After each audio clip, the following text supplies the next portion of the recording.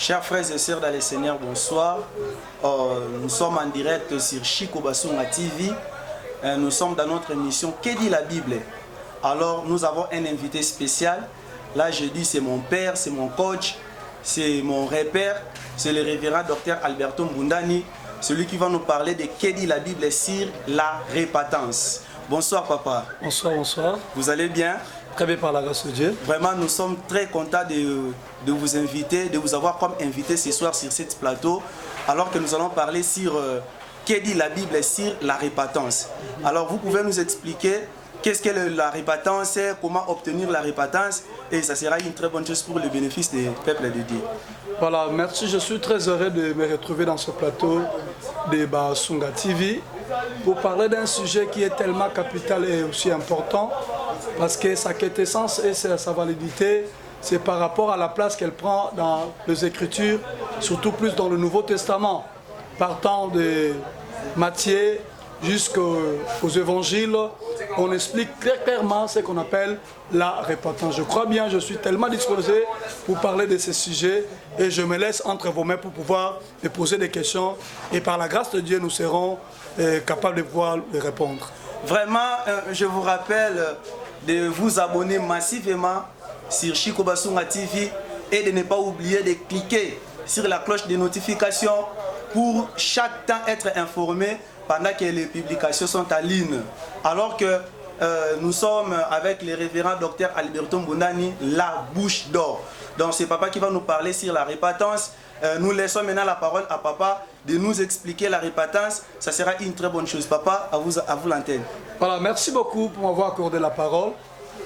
Comme je disais tantôt, la repentance c'est quelque chose de très important dans la Bible. Voilà pourquoi aujourd'hui nous devons premièrement commencer par la définir. Qu'est-ce qu'on appelle la repentance? C'est le fait simplement de regretter ses fautes. C'est le fait de revenir à la raison.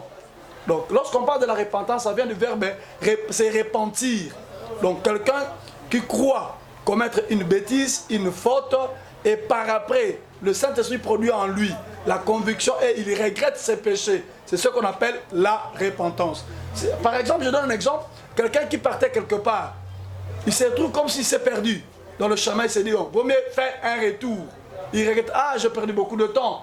Le mieux serait de pouvoir retourner. C'est ça qu'on appelle la repentance. Et d'ailleurs, ce mot vient du grec qui veut dire métanoïa. Métanoïa, c'est repentir. Car n'oubliez pas, la Bible a été écrite dans 3 langues. Il y a l'hébreu, le grec et l'améréen.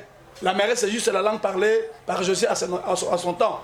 Donc, cette partie qu'on appelle de repentance, c'est juste se repentir, revenir à la raison. Voilà un peu, si nous pouvons donner une brève définition par rapport à la repentance. Waouh, là, c'est la définition donnée par notre papa sur la repentance.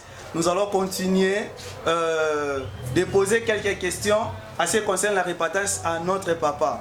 La première des questions est que la repentance est-elle nécessaire pour le salut? Mais sans la repentance, il n'y a pas du salut. Et dans la repentance, on dit quoi? Qui se répand de ses fautes et de ses péchés. On ne peut jamais parler du salut sans pourtant que la personne puisse se repentir. Le salut vient. Donc le salut, c'est la suite de la repentance. Donc pas de repentance, pas de salut. Waouh! Chers bien-aimés dans le Seigneur, vous qui nous suivez à Kinshasa comme aux étrangers, vraiment, avant d'avoir le salut, il faut se repentir. C'est pourquoi nous vous invitons de se repentir pour avoir le salut. Nous continuons avec les questions. Pourquoi la repentance? Pourquoi seulement la repentance, papa? Ah, d'ailleurs, si je pourrais répondre à cette question, c'est juste chercher à compléter ce que je viens de dire.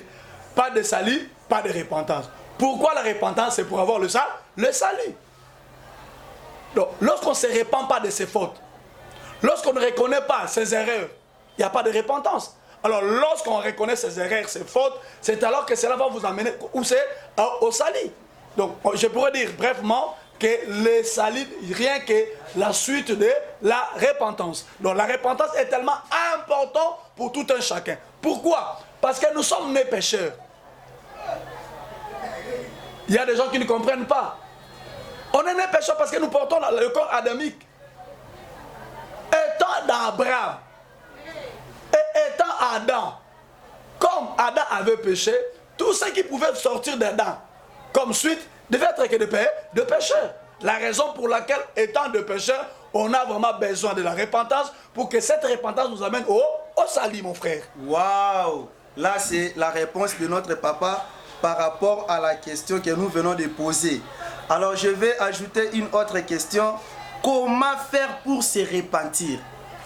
Comment faire pour se repentir? Ça aussi, c'est une question. Voilà, j'ai aimé le présentateur que je salue encore.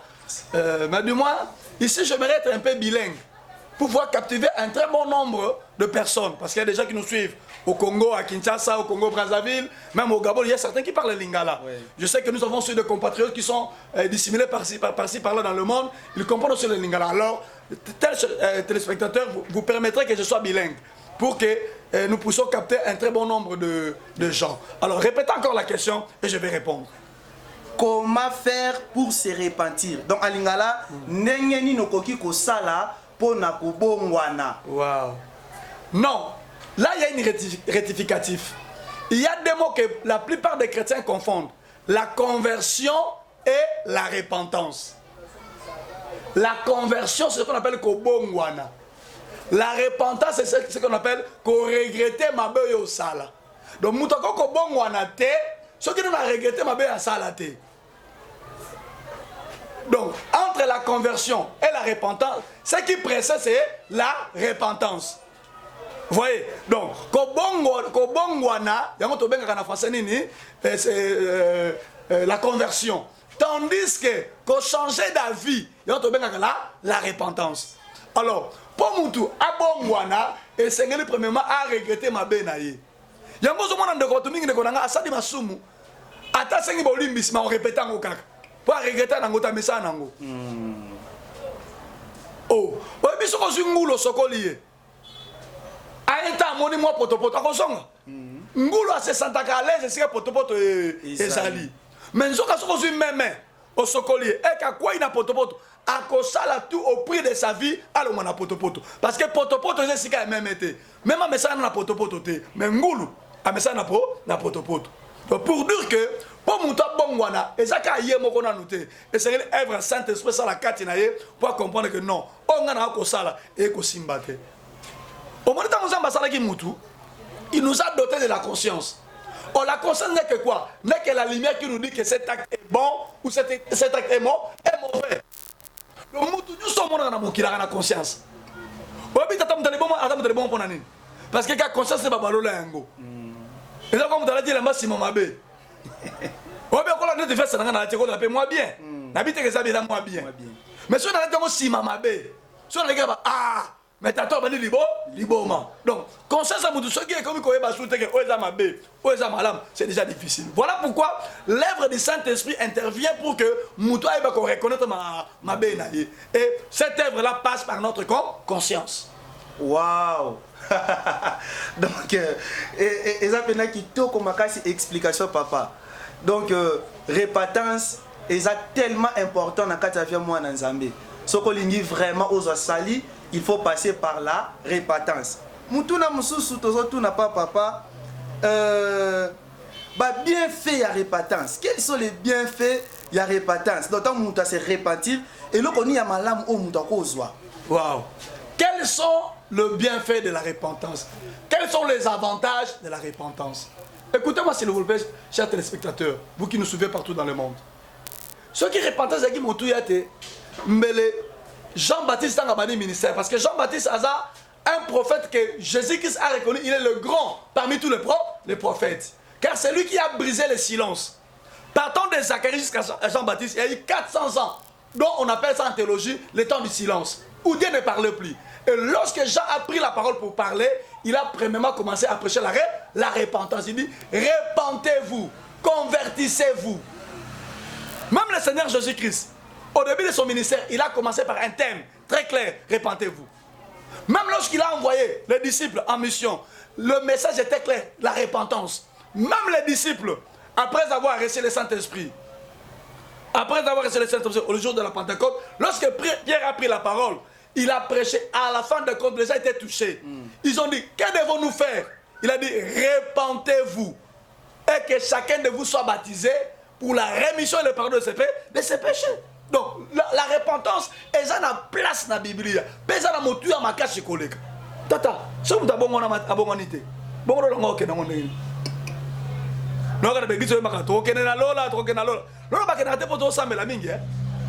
parce qu'on prie beaucoup, parce qu'on gêne, parce que des fois on a une tendance à être des hypocrites, hein?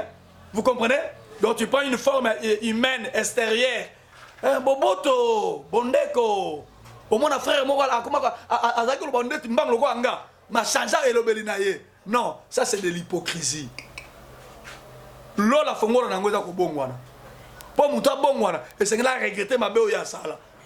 Mais ce que mutu regretter ngo, na osala ngo soute. Je te donne un exemple frère. Au moni un exemple non non ngabi bitabe. Agif donc yebna bitabe nangu ba donc ale lango danser. Na ba ko ba kino ba lobaka. Vraiment. Abale lango danser. Siko non kwa kufi. Ndeko mwa bia ndoko lokola kufi boye benza mbala suka leta bitabe na nguba asomble na bitabe kitoko uti mayombe wa minene wana ndoto ngona na mbandaka kota ba songo kota ba molegbe siku ba subi na bitabe ba chena munoko ba subi na nguba ya boule propre bingo wa kinote ya boule wa propre wana da ba longola za ba biloko ba chena munoko est-ce que akoli ngo susu jamais après ça sauter pour ça bon wana déjà asumuta bon moité donc pour vous dire simplement que repentance est moto na bon moina moto. Il y a un la porte à Lola. La casse la soukana nouana. Tam sou mouton sou goyana si. Waouh! Très chers téléspectateurs, repentance par rapport à ba avantage na yango, ba bienfait nango ya liboso et les kinyonso. Ezaka ke eza fongo là, ya porte à Lola. Tata na ba s'appelle sur le komoko. Papa ba ki ça. Mais ce que mouta bongwani même dans la société il devait considérable. Au moins le phénomène koulou no za na cité na biso lelo. Okene bo koto kuna ba PPU. Côté kuna ba bangunza, côté kuna ba américain, armée rouge, tout ça. Ce que moi na dagi skoyo kuluna. Alors biso bangambo beleti. Kuna soki saki, kuna mso abeli bakata ke mo pota. Ba kongolo pe mbongo te. Yemo ndako luka po yo to luka po ni o faire soigner. Bo so abongwana ça avantage. Donc ko bongo na même ya mutu, ez avantage même pour la société. Même pour la famille, même pour la nation. Ozo comme un détournement. Bon, on dit soit détourné quand on a yebi wana ngana ibina ngaba komona bango mais yo yebi. Même ba chrétien soi-disant. Ba ke rapé l'église. Mais on a détourné mbongo mboka. Asa le loko boy. Non seulement pourquoi parce que mbongo na kati et ati. Le to confondra makamute ko ke l'église a ko bongo la muté maté. Pour le lord l'église comme on a lié to ke na biso kaka. Papa l'église ngetoni na Kinshasa. Ba plein ko sala kawana. Ce que tu as dit dans Kinshasa, tu as frère chrétien, tu as bon la mitema. Hein? Mais mon ami change. Au moins, le chauffeur, on a maté ça billet. Soit comme na poko. Billet à 500 fois comme 100 000 francs. Pas bon la monter matin. Mais il y a un dire qu'une église, on a kunati. Vraiment. Est-ce que tu comprends? Amen. Maman, on a ça comme il y a Kuba, il y a l'eau soit tekakana. À Tokisa yango. À Tchabouji na kati. Et dîner dimanche. Mais maman déconne c'était. Waouh. Il y a des mamans mokengelit. So il peut maman yangeli. Donc parce que ton bon la monter mon mala monter. Voilà toutes ces histoires de salam. Vous nous sortez qu'à la pharmacie qui s'est périmé. Mais qui sont là 10 000 maté qui ont kak. À quel côté maintenant du côté il y a des d'inspiration. À gratta pour mon anaté. Avec ça de poison. Te mbongwana et le comme tuer la carte société. Tana li tomba mingi. Ceux qui battent bon li bena mitema solo. Bat ba regretter ma peut ko sala na kala ba une décision. Ya ko tika yango papa changement ko sala. Bayer noko akomata mbongo te. O yo mona ndaku ba ache carotte asika. Ache peinture asika te. Abaxi cuisine te. Mais moi venga na ndako non ndako nanga 60 $, 70 $. Parce que bon na monter matin. Ya to bon wana. Waouh. Voilà mon papa, mon coach.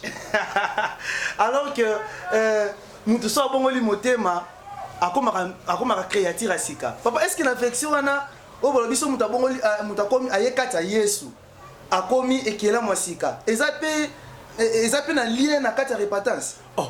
Mais c'est ça la métamorphose, c'est-à-dire que muta changé. C'est dès Corinthiens chapitre 5 verset 17.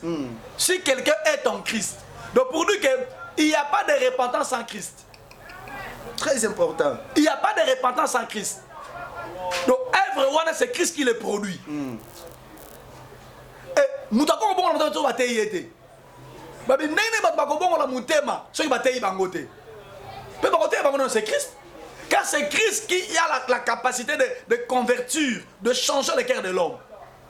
Si quelqu'un est en Christ, il est devenu une nouvelle créature. Et noir sur blanc, c'est clair, papa, les choses anciennes sont passées.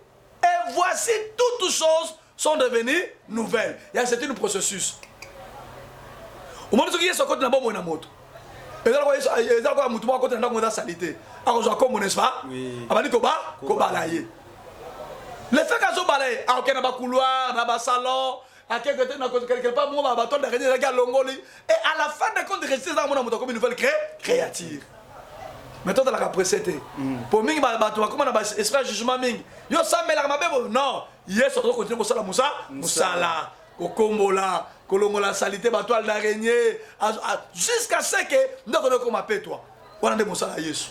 Waouh, vraiment explication vraiment claire par rapport à la répétence na verset où il y a muto aye kata Yesu comme kila masika. Vraiment papa Betty c'était ko condamné mututé.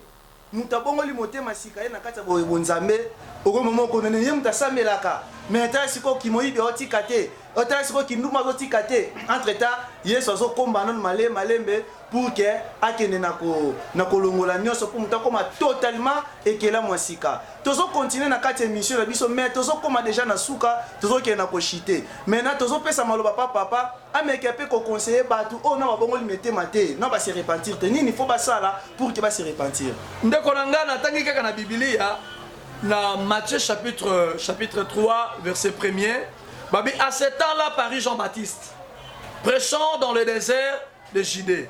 Il prêchait quoi? Il disait répentez-vous car le royaume de Dieu est proche. Bobongo la mitema pointe bokonzi na likolo comme il peut peine. Donc nako senga na munoso ko lebso partout. Tant so umena na kata via masumu. Tant so kangama le kaboko lukakotika ngote. Lelo za mokolo malamu pona yo. Lelo mokolo kitoko epesa melio. Bongo la motema. Yesu dit je me tiens à la porte et je frappe. Si quelqu'un entend ma voix et ouvre la porte, j'entrerai chez lui. Je souperai avec lui et lui avec moi. Nkolo akufa maboko ko kangate. Afongola maboko pona koyeba batu nyonso bakoye pa na ye. Alors bien je ne mettrai pas dehors celui qui vient à moi. Et bon ba ici ba sur ma scène de konanga. Kaka na même passage. Na verset numéro 8. Babi, produisez donc le fruit digne de la repentance. Yo yamba déjà sur ma scène de konanga. Otikala na ngambo ya kobota mbuma oyo kotalisa ko bongo motema. Mbuma yango eza bilamba te. Eza lolenga libanda te. Eza te bato bamona ke kati no bolingo ezali. Kati na oza moto na kimia. Oza moto na esengo. Oza moto na bokaboli bato te. Oza manjoli njonjo te. Oza manjoli njonjo. Basongi kati na lingomba. Vraiment. Oh non. Oza mopanzi bato te. Vous comprenez? Donc biso ba o to shito yamba yesu masia eloko esenga meli na biso tobota mbuma ko se bongo motema. Yaya, nzete nyonso ebota mbuma na yango. Babi, on reconnaît l'arbre par son fruit. Donc ba biso na mbuma toko bota. Voilà ndeko nangai. Waouh, vraiment toza béni na intervention notre papa. Yona no bongo la motema te, nano se repa ozwa repentance cité. Mouma yangoyo, papa la s'appelle yo bongola motema. Bongola motema appelle les a déjà lancé. Na yo pe o déjà bongola motema, il est important to zela na oto nzamba zela ko bota mbuma din de la repentance. Vraiment ça makasi, molimo na nzamba sunga yo, o banda ko bota mbuma o ezotalisa ke ya solo moto ya bongola motema. Il y a solo moto à regretter na mabena e pa tika ko sela mo lisusu te pour aider pe batu ba meka pe ko landa yo pour que ba kende ko bongola motema. To comme vraiment na suka émission na biso na to senga na o s'abonner massivement to na zo rappelé lisusu to za émission na biso que dit la Bible. Alors que l'autre le beli que dit la Bible par rapport à la repentance. Prochainement to ko lobela lisusu sujet mususu mingi na ba inviter le ko la papa na biso vraiment ça papa nanga. Donc, Azana ba casquette belle joie papa nangai. C'est un papa, un docteur de la parole de Dieu. Il dit que Nzambalo la azosanga toujours kopambola biso pour la makambo nyonso. To pe sa papa mot de la fin, moi ya suka soki loba soki ezali, papa ko loba. Ya liboso na remercier yo présentateur et émission. Merci.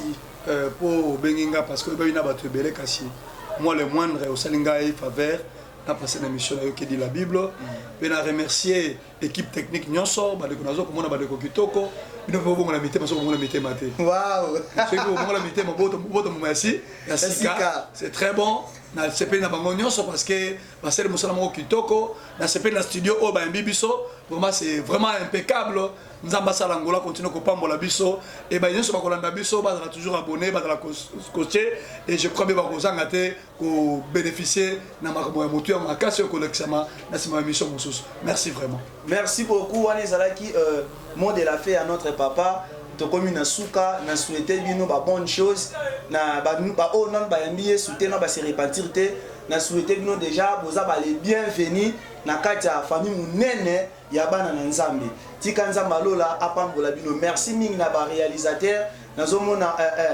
ndeko nanga Etienne azawana ndeko Inès bazawana nazomona papa Kevin azawana vraiment oze belé kuna vraiment nzamba lola apambola bino tomonani na ba numéro ekoya ciao